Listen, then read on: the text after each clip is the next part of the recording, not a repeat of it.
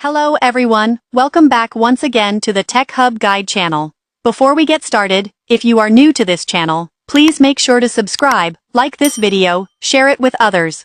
Now let's begin. To start the process, open any web browser on your device.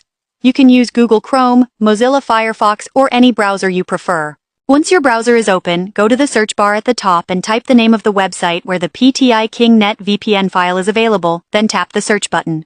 After the website finishes loading, look for the menu icon on the screen. This icon is usually represented by 3 horizontal lines in the top corner of the page. Tap on it to open the menu. When the menu appears, find the section related to VPN services and select the option that leads you to the free VPN area. This will take you to the page where different VPN applications are listed.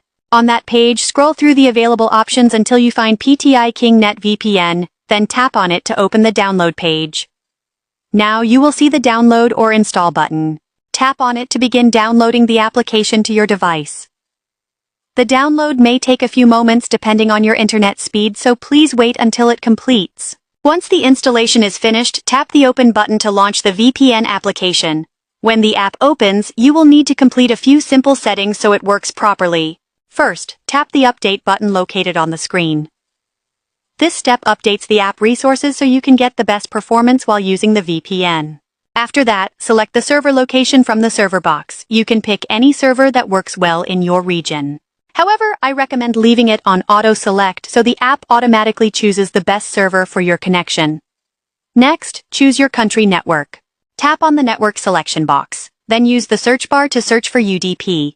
If UDP is supported in your location, select the option labeled All Country UDP, since it works in multiple regions. If it is not available, you can choose any other network from the list. If your connection time runs out while using the VPN, you can extend it by tapping the Add Time button inside the app. Finally, tap the Start button to begin the secure connection. After a few seconds, the VPN will connect successfully. Thank you for watching today's tutorial.